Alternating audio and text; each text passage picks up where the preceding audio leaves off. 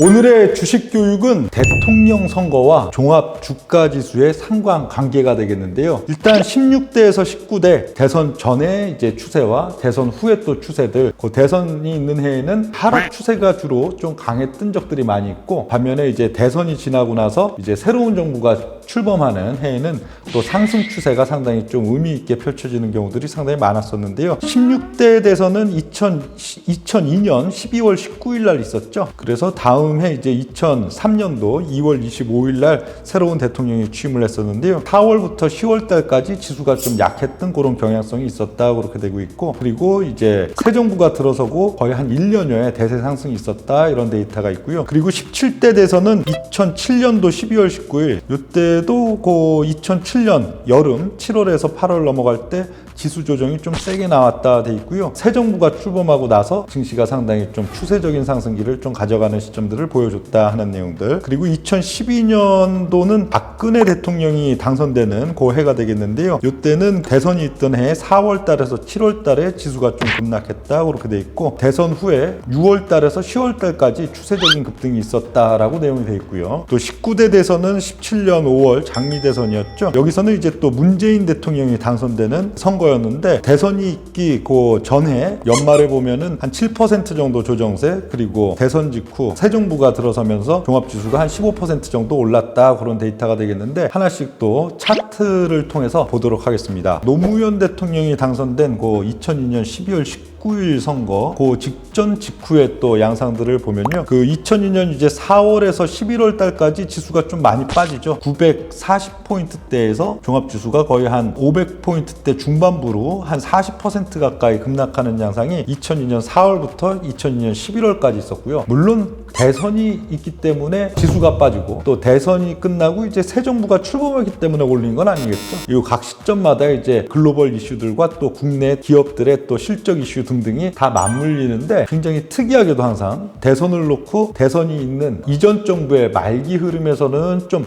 약세 흐름들이 강했던 그런 특징들이 있고, 깎고 이제 신정부 출범을 직후로 해서 상당히 또 강한 양상들이 있었는데, 현재 2021년 8월 달이니까요. 내년도 봄 대선이 있는 시점이고, 또 신정부 출범이 또 내년도 5월 달에 있는 그런 시점들이기 때문에 이런 데이터들도 참고해 볼 만하다 볼 수가 있겠고요. 그러고는 이제 2002년 12월 19일 대선 이후에 이제 2월 25일 정도 이제 새 정부가 출범할 때까지 보면은 증시가 조금 또 빠지는 양상이 나타났다가요, 대선 직전에 약간 올랐다가 다시 빠졌다가, 그리고 이제 2월 25일 신정부 출범 이후에 3월 17일부터 다음해 4월 23일까지 지수가 512포인트에서 거의 한 940포인트대까지 83% 정도 크게 올라가는 그런 양상이 있었던 게 2002년 선거에 전후 시점들이 되겠고요. 2007년도 이명박 대통령이 당선된 그 선거 전후 시점은 요땐 또 글로벌 이슈도 굉장히 크게 작용을 했던 또 시점들이 되겠는데요. 2007년 7월 26일에서 8월 17일 여기서 강했던 거의 한 4년의 대세 상승기를 끝내고 지수가 크게 폭락을 하죠. 19%. 이 시점은 서브프라임 모기지, 급작스럽게 서브프라임 모기지 이슈가 나타나면서 글로벌 증시가 폭락하는 그 시점이 됐었고, 그러고는 다시 또 9월, 10월까지 신고가를 만들다가 연말과 또 연초 국면에서 또 폭락을 하게 되죠. 여기는 이제 또 베어스턴스 폭락 국면이 되겠고요. 그리고 어떻든 12월 19일 대선이 있고 2월 25일 신정부가 출범한 다음 달인 3월 17일부터 5월 15일까지는 종합지수가 한 24% 정도 좀 강세 흐름들을 보여줍니다. 물론 이러고 나서 이제 9월 달에 가면은 또 이제 리먼 브라더스 폭락이 있긴 있지만, 일단 4년 동안 강했던 지수가 대선이 있는 해 이제 하반기 들어서면서 급격하게 폭락을 하는 양상이 처음 나왔었고, 그리고 이제 요 시점은 또 9월, 10월 리먼 폭락이 취임해 있기 때문에 그렇지만, 그러고는 이제 신정부가 출범한 직후 시점인 4월에서 5월 시점까지는 상당히 강세 기조가 나타났던 그런 면들 볼 수가 있고요. 다음 이제 2012년도 박근혜 대통령이 당선되는 그 전후 시점들도 본다면요, 2012년 4월 4일에서 7월 25일까지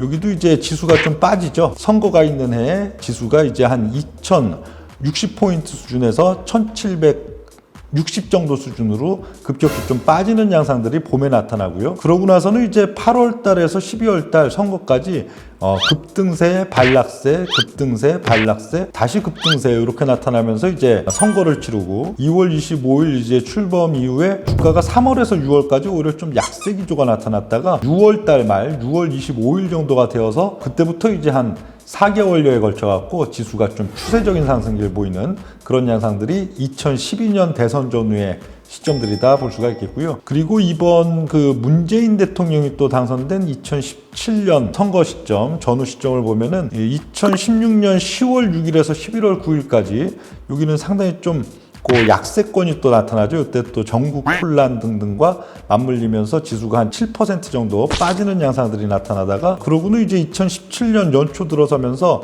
새 정부 출범에 대한 좀 기대감 속에서 증시가 좀 올라오다가 2017년 5월 9일 날 선거와 동시에 이제 새 정부가 출범하는 그 시점 이후로도 지수가 다음에 이제 1월 달 말까지 한 15% 정도 추세적으로 강했던 그런 지금 데이터가 나타나는 게 2017년도 대선 전후의 시점들 되겠고요. 대선이 있는 해 전후 시점 종합지수 분석을 지금 보면은 정권 마지막 해 하반기에 탄력적인 상승 장세를 준 경우는 거의 없다. 오히려 반락이 크게 나타났다가 급반등 나타났다가 하면서 다음 정권 시점을 좀 기다리거나 하는 그런 시점들이 상당히 있었다 하는 내용들이 되겠고요. 그리고 새 정부 출범 첫 해 지수 상승률은 상당히 좀 좋은 편이고 주로 3월 또는 초여름에 시작한다 하는 그런 특성들이 있었고요. 보면 또 집권 2년 차도 굉장히 좀 장세가 탄력적인, 근데 집권 2년 차가 되면은 주로 섹터 장세가 상당히 세게 나타나죠. 그 정부가 지향하는 어떤 정책적인 수혜 섹터 이런 거 중심으로 또 섹터 장세까지 겸해지는 게 상당히 좀 특징이다 이렇게 볼 수가 있겠고요. 이게 뭐 100%는 아니죠. 물론 각 시점마다 이제 글로벌 증시의 상황과 국내 증시 이슈들이 이렇게 맞물려 가면서 대선 전과 후에 있어서는 대중 심리는 상당히 좀 많이 작용을 한다고 봅니다.